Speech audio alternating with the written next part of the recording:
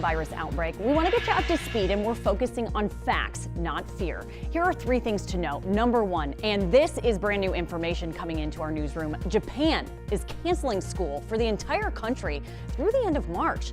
That's 12.8 million students. They hope keeping kids home will prevent the virus from spreading even further. Number 2, the CDC confirmed its first possible case of transmission from an unknown origin here in the U.S. That patient is in the hospital in California. That person had not recently been to China and does not know anyone who was infected. And number 3, President Trump placed Mike Pence in charge of responding to the virus here in the U.S. The VP says he will work with a special corona task force. The White House is asking for $2.5 billion to fight the spread.